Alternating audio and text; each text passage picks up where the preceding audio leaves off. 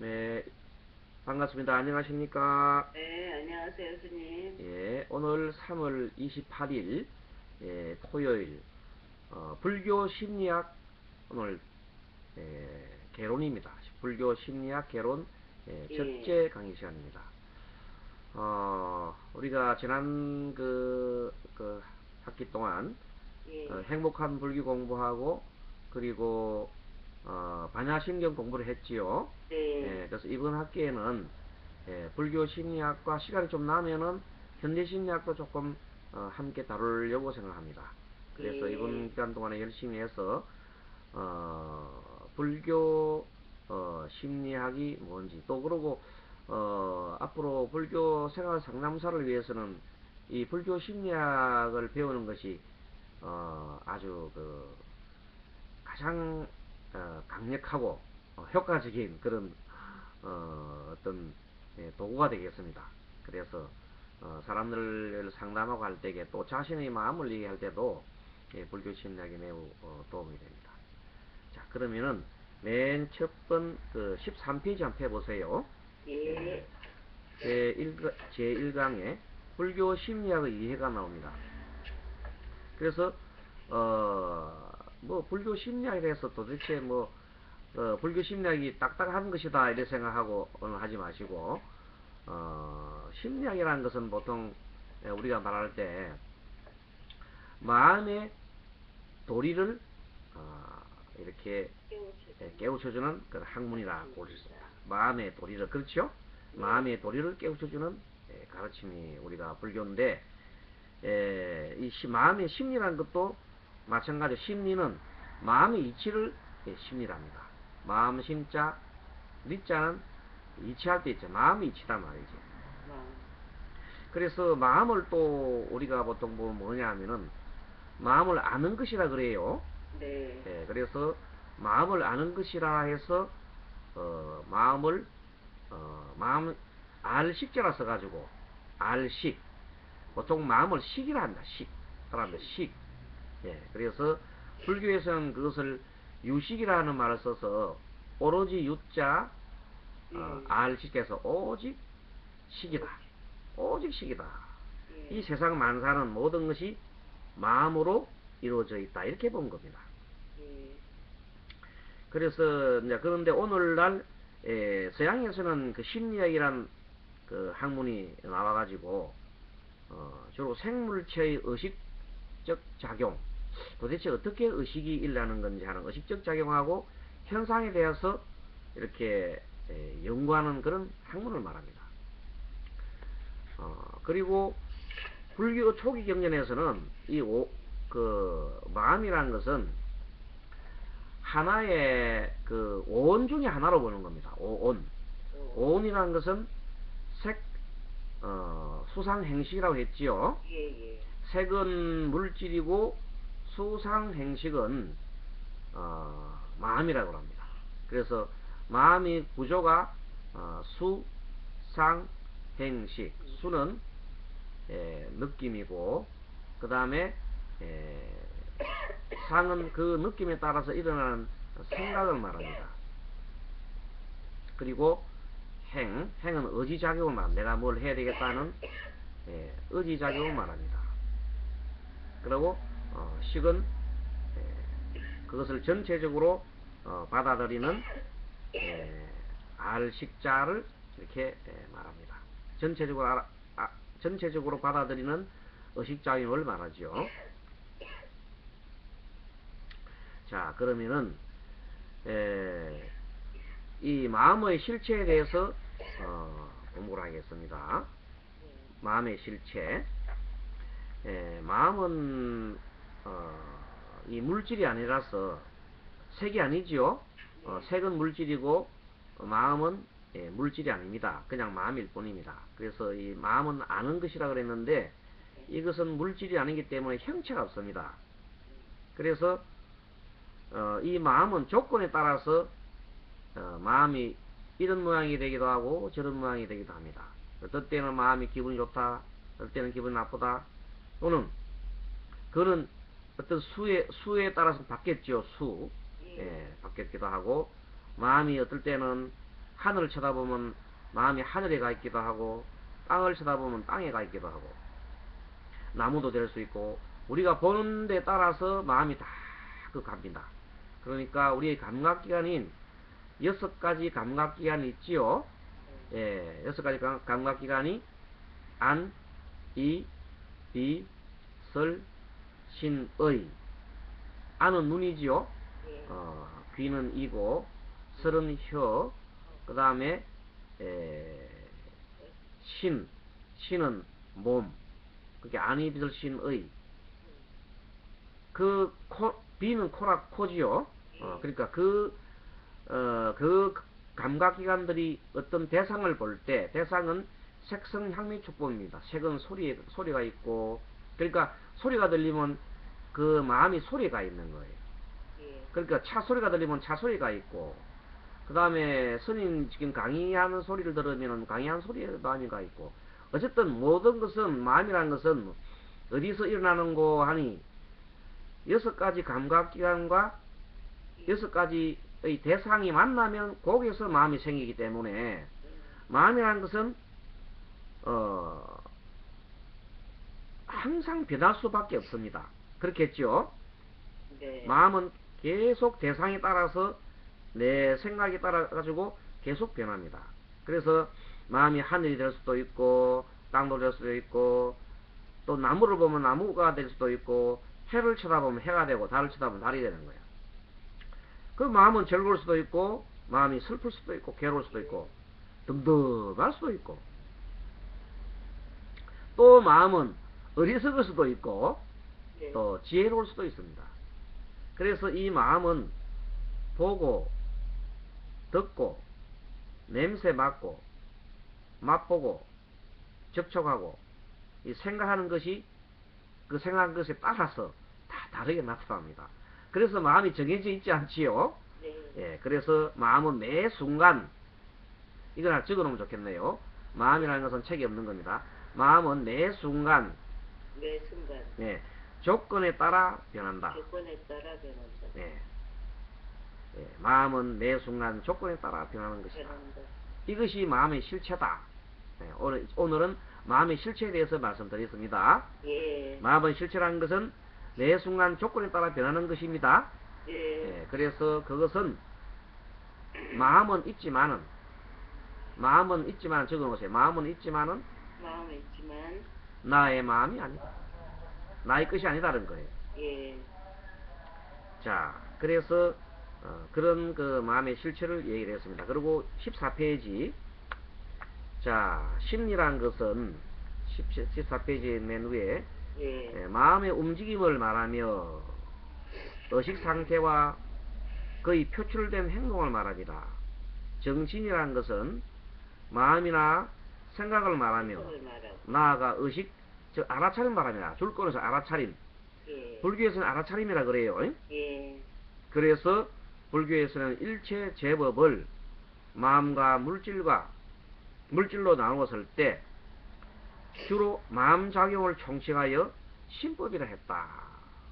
그러니까 우리가 오온이라고 그랬을 때, 오온이라 했을 때에 5가지 무더기를 했을 때, 5가지 무더기는 수상행식이기 때문에, 색은 물질이고 수상행식이 마음이지요. 그래서 2개를 나눴을 때 주로 수상행식 쪽을 얘기하는 것이 마음이라 하는 것입니다. 그리고 마음의 실체는 아까 없다 그랬지요. 예. 마음의 실체, 마음은 대상에 따라서 조건에 따라서 변하는 것이라 그랬다. 초기 불교에서는 마음이란 아는 것이라고 표현했고, 이것을 식이라고 표현했다. 예. 그래서 이제 불교 심리학에서는 이 식을 중심으로 식이 일어나고 사라지는 그 도리를 규명하고, 그것이 우리 6가지 감각기관이 6가지 그 대상을 만나서 일어난다 그랬지요. 예. 그런 일어나는 것을 규명하고, 또 그 밑바닥에 있는, 또 더 깊은 밑바닥에 있는 마음이 있어요. 나중에 배우게 됩니다만 그 7식이라는 것이 있어요. 그리고 그 7식이 있고, 또 그 밑에 있는 또 8식이라는 것이 있어요. 그래서 그런 공부를 우리 해 나가는 겁니다. 자, 그렇게 우리가 마음이 나중에는 종류가, 이제 마음 종류가 육식, 칠식, 팔식 이렇게 있는데 그런 것을 쭉 공부를 해 나갈 겁니다. 자, 아무튼 이렇게 해서 이 마음의 인간의 고가 도대체 무엇이며 우리가 살고 있는 이 자체가 고라고 옛날 배웠지요. 예. 그러면 이 고가 왜 일어나는지, 왜 일어나는 원인은 지난번에 배웠을 때 집착과 가래에서 일어난다 그랬는데, 예. 그럼 집착과 가래는 또 왜 일어나는 건지 이렇게 또 따져가야 되지요. 네. 그래서 그러한 것을 따져갈 때 반드시 필요한 것이 바로 이 마음의 공부, 미청, 심청에 있는 마음 공부가 그 자리를 잡고 있습니다. 그래서 불교에서는 이 마음의 도리에 대해서 전문적이며 집중적인 연구를 해서 성립한 학문이 불교 유식학이라는 것이 있습니다. 유식학. 유식학. 그래서 유식에 대한 공부를 지금 이 책이 불교 심리학이라고 되어 있지만 사실은 유식에서 나온 겁니다. 예. 유식을 기본적으로 해서 이 책을 엮었기 때문에 현대인들이 쉽게 접할 수 있게끔, 일반인들이 접할 수 있게끔 만들어 난 거기 때문에 네. 좀 더 전문적인 걸 보려면 유식학을 봐야 됩니다. 네. 유식이라는 것은 기원 전, 기원 후 2, 3세기경에 부처님이 인멸하고 난 다음에 돌아가시고 한 800년경 정도 됐을 때 인도 대성불교의 한 학파로서 부흥한 대성불교의 심청심리학이라고 보면 됩니다. 아주 마음 깊은 곳에 있는 마음을 파헤치는 학문이라고 보면 되겠습니다. 예. 자, 그러면 15 불교 심리학의 목적. 그러면 이 불교 심리학인 즉 유식학은 도대체 뭐 때문에 있느냐 하면은 이 유식을 통해서 자기 혁신을 위하는 겁니다. 자기 혁신. 그러니까 자기 혁신. 자기 혁신을 가져오고 사람들에게도 그 해답을 주는 것입니다. 15페이지 맨 마지막에 있지요. 네. 불교 유식학의 목적은 자기 진실로 자기 혁신을 위한 것이고 사람들에게 그 해답을 주는 것입니다. 보통 우리가 사람들은 습관적으로 살고 있잖아요. 네. 그래서 그 습관, 특히 나쁜 습관이 많이 있으면 중생노름을 합니다. 그래서 이 중생노름을 하는 나쁜 습관을 고치기 위한 가장 강력한 이 무기가 바로 불교 유식학이라 하면 되겠습니다. 알겠습니까? 그래서 일반 사람들 상담을 할 때 참으로 유용한 학문이 되겠습니다. 자, 그런데 우리 불교는 그 목적이, 본래 불교의 목적은 행복을 추구하는 데 있지요. 그래서 행복을 찾으려면은 사람이 고통에서 벗어나야 되겠지요. 그러면 첫째, 우리가 살고 있는 이 고통스러운 이 사바세계, 즉 고통이 뭔지 실체를 알아야 됩니다. 그래서 고통을 알고 보면은 다른 게 아니라 마음이 평안하지 못하고 자기가 원하는 바대로 되지 않고 그럴 때 아주 화가 나고 짜증스럽고 그러한 내용들, 그런 마음이 아주 답답하고 그러한 때 마음이 고통스럽다 그럽니다. 그래서 그 고통의 원인은 자기가 원하는 바를 이룰 수 없을 때 고통이 오지요. 내가 원하는 바대로 되면 되는데 원하는 바대로 되지 않아도 고통이 일어나고 화가 나지요. 그것이 고통입니다. 또 사랑하는 사람과 헤어지는 아픔을 느끼지요. 그러면 또 고통을 느낍니다. 사랑하는 사람과 헤어지는 고통. 그리고 미운 사람을 자꾸 만나야 하는 고통. 그것도 고통이지요. 그 다음에 얻고자 하는데 얻지 못하는 고통. 그런 지난번에 우리가 그런 내용들을 불교 기초 교리 시간에 다 배웠지요. 행복한 불교 공부 시간에 배웠습니다. 그것을 우리가 사고팔고라 그랬습니다. 사고란 것은 생, 노, 병, 사. 태어남도 고통이요, 늙는 것도 고통이요, 병드는 것도 고통이요, 죽음도 고통이다. 그렇죠? 생로병사 고통이라 그랬어요. 그 다음에 나아가서 좀 전에 얘기했던 사랑하는 사람과 이별하는 고통, 애별리고, 그 다음에 미우는 사람을 계속 만나야 하는 고통, 원정회고, 배웠죠? 원정회고. 그 다음에 내가 얻고자 하는데도 얻지 못하는 고통, 구구듣고. 그 다음에 이 삶 자체, 살아있는 이 몸뚱아리 자체가 모두가 고통이라 해서 오음성고라 그랬어요. 사고팔고는 우리 그 행복한 불교 공부 시간에 그때 강의를 한 내용입니다. 네, 그래서 한 번 더 이렇게 생각하시고, 자, 그래서 그 고통에서 벗어나야 참된 행복을 가질 수 있습니다. 그래서 그러면 고통에서 벗어난 길이 뭔가? 길을 배우는 것이 바로 팔정도 도라고 그랬습니다. 그래서 그때 필요한 것이 마음의 도리를 아는 것이 중요한 겁니다. 마음의 도리를 알면은 마음이 이런 것이구나.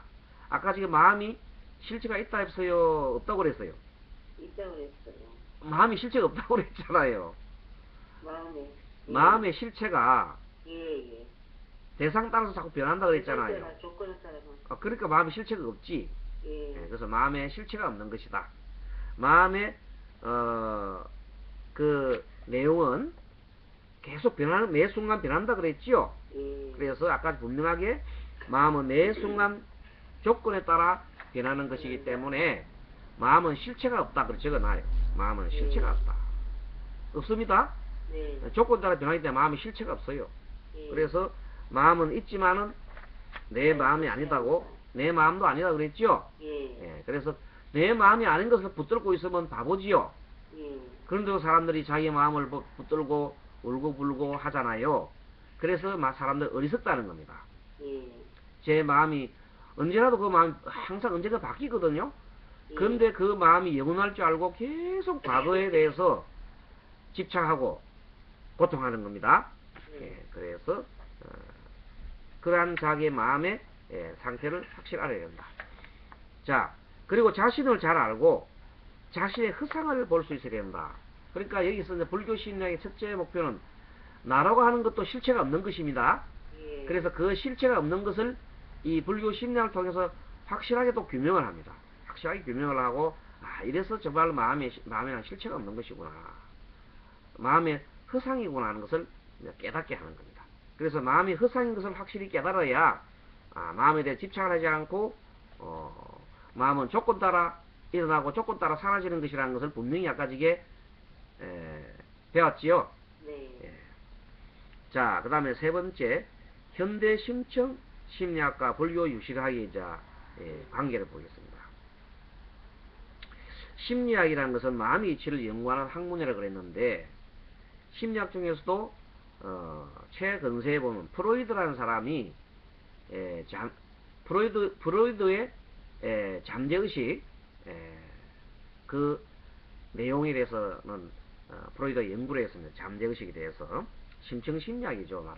말하자면은 프로이드와 융이라는 사람은 프로이드의 제자입니다. 제자인데 이 심층심리학에 대한 연구를 했습니다. 즉 우리 마음이 가만히 있을 때 보통 우리가 하는 이 마음을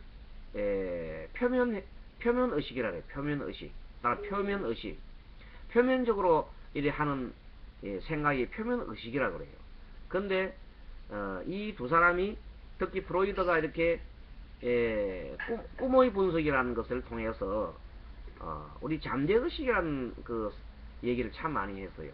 잠재의식 속에 우리도 모르는 사이에 의식이 있는데 그 의식 속에서 일어나는 일들을 가지고 현재 의식에 영향을 미친다는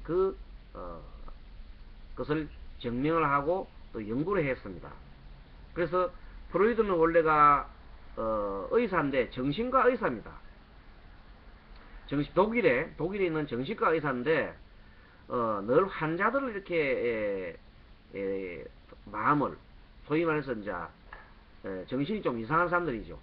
정신이 이상한 사람들이 마음을 자꾸만 이렇게 들여다보고 일 하다 보니까 분명히 마음속에 어떤 현재 표현 나타나 있지 않는 그 마음속에 어떤 잠재된 마음이 있다. 그것을 연구를 해냈습니다. 그런데 이 융이라는 사람은 그 잠재된 내용이 항상 그 집단적인 의식이 있더라 이겁니다. 그래서 가족에게는 그 가족 나름대로의 어떤 숨어있는 의식이 있고, 그 다음에 그 국가에는 국가 나름대로의 의식이 있고, 어떤 사회단체는 사회단체로서의 의식이 잠재되어 있다고 보는 겁니다. 그럼 불교를 믿는 사람들끼리는 불교를 믿는 사람들끼리의 잠재된 의식과 기독교인들의 잠재된 의식은 다르다고 본 겁니다. 사실은 그건 맞습니다. 그래서 모든 사람들이 집단적인 움직임이 있는 사람들 보면은 경상도 사람들의 집단의식 속에 있는 거하고 또 호남 사람들이 있는 거하고는 또 차이가 있다고 합니다. 또 경기도 지방에 있는 사람들을 생각하고 또 함경도 지방에 있는 사람들하고 생각이 또 틀린다고 합니다. 그래서 세 개마다 다 틀린다는 뜻이죠. 예, 그래서 그런 것을 보고 집단 무의식이라는 것을 발견해낸 거예요. 그래서 융은 그 자기의 스승인 그 프로이드가 항상 우리 꿈속에 있는 내면 세계에 있는 것만 잠재되어 있는 그것만 있다고 했는데, 그 내용이 개인적인 것뿐만 아니라 집단적으로도 발생한다는 것을 발견했습니다. 그러니까 한국인의 무의 속에 있는 거하고 일본 사람들의 무의 속에 있는 거는 틀리겠지요. 네. 일본인들은 지진이 많이 일어나고, 그 다음에 또 태풍도 많고 자연재해가 많고 굉장히 옛날부터 그랬습니다. 그리고 일본이라는 섬나라였기 때문에 일본 사람들은 항상 불안합니다. 그래서 늘 불안하기 때문에 자기들의 꿈은 뭐냐면 지진 안 일어나고 태풍 안 부는 나라가 가서 살면 좋겠다는 생각을 늘 마음속에 하고 있는 겁니다. 그러다 보니까 결국은 다른 나라를 쳐들어가야 되잖아요. 그래서 침략 근성이 있다고 합니다. 알겠습니까?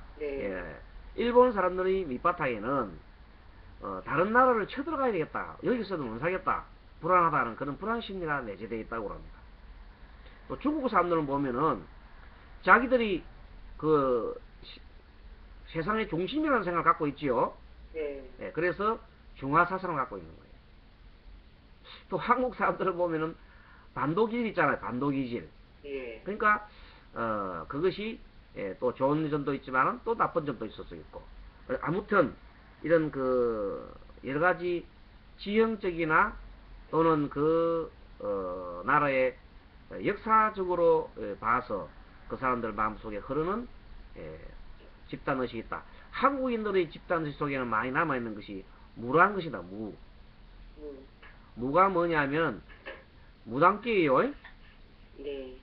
즉 하늘과 땅을 연결해 주려는 그런 어떤 마음이 있어. 그래서 하늘과 땅을 연결해 주려고 그러니까 사람들이 보통 보면 춤을 춰야 되지요. 무인들이 춤을 추고 막 노래 부르지요. 그래서 사람들이 춤과 가무에 우리나라 사람들이 뛰어났어요.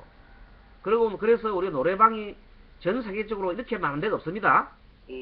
우리나라만큼 노래방이 세계에는 노래방이라는 게 없는데 한국만큼 노래방이라는 게 있어가지고 참으로 희한한 민족입니다.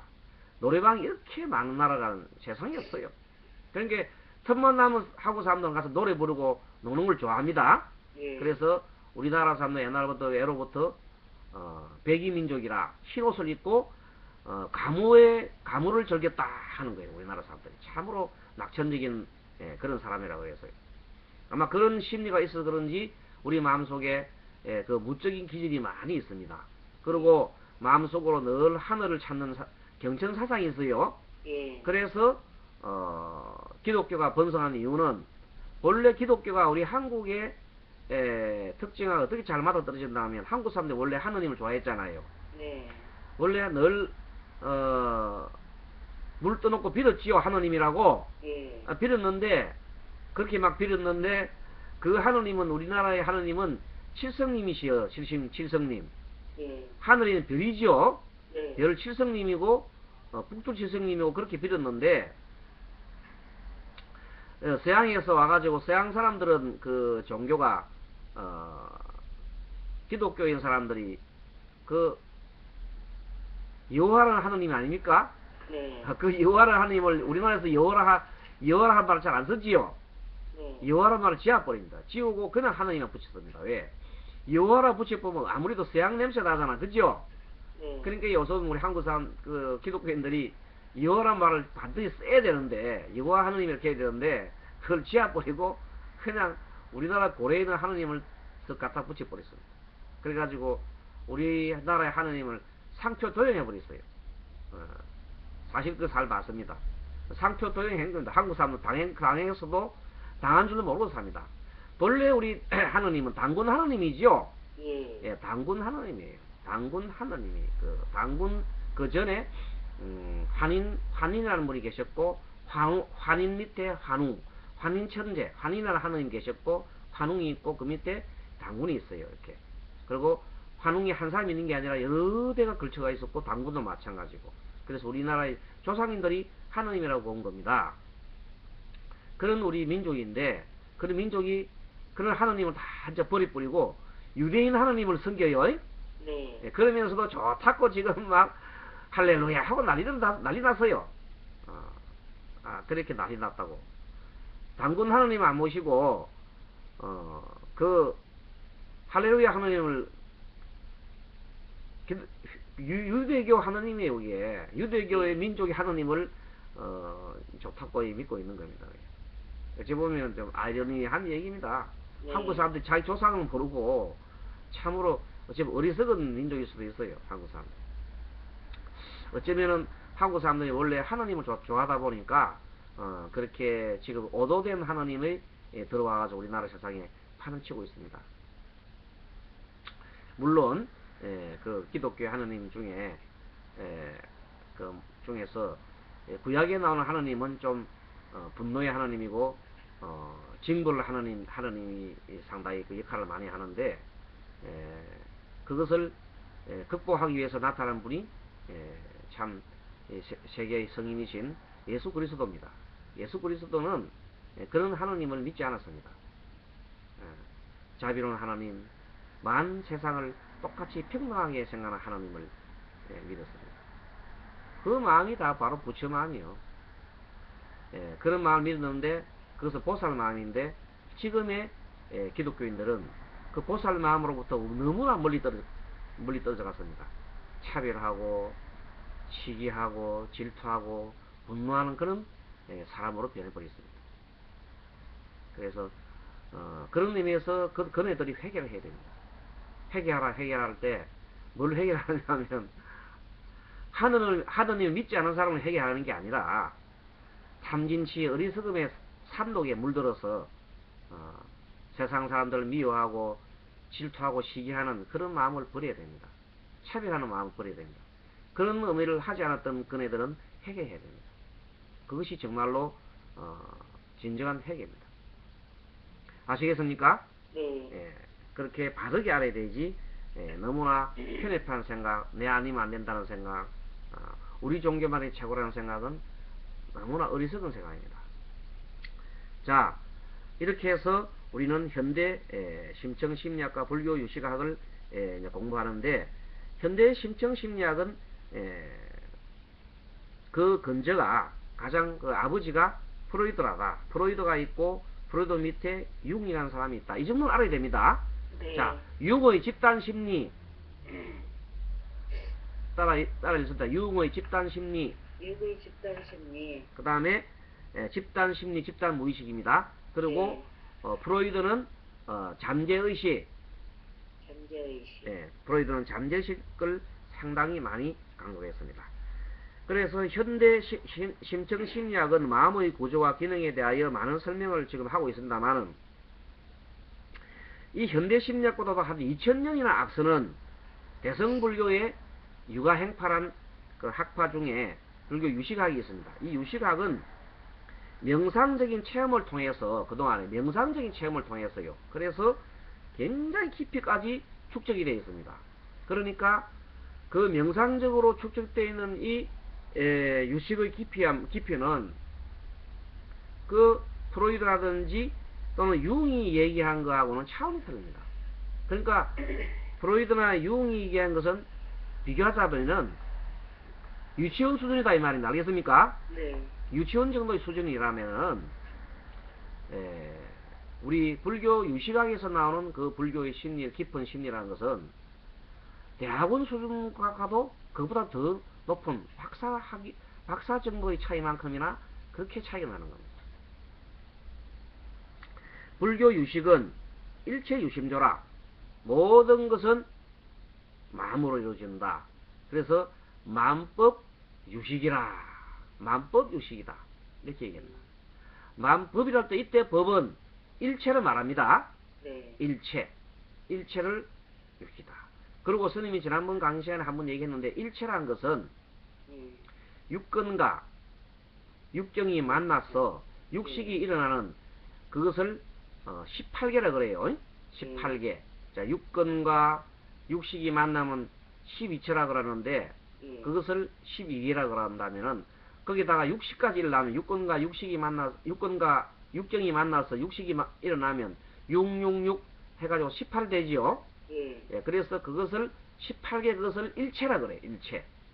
예, 거기서부터 모든 세상 만물이 다 이렇게 나오게 되는 근거가 바로서 육근과 육경이 만나서 육식이 일어나는 것입니다. 자, 또한 마음의 종교로 대변할 수 있다 그랬어요. 불교 유식은 일체 유심조. 한번 해보면 일체 유심조. 일체 유심조. 예, 그거는 꼭 외워놓으세요. 일체 유심조. 예. 모든 것은 마음으로 이루어진다. 예, 요것은 어디에서 나오는 문구냐면 물론 유식학에서도 얘기를 했습니다만은 그것을 유식을 나중에 발전시켜서 나온 불교 경이 화엄경이라는 경이 있습니다.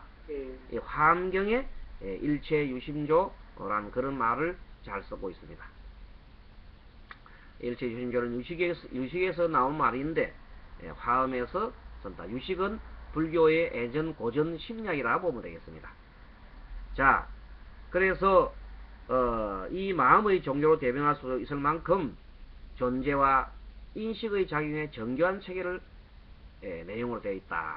자, 이어서 잠깐 우리가 호흡을 한번 하겠습니다. 숨 들어 마시고 오른손 아래로 왼손을 위로 올리셔서 조용하게 아주 조용하게 그냥 숨소리가 나지 않을 정도로 크게 숨 들어 마시고 내쉬고 5번 하겠습니다. 시작. 자, 5번 합니다.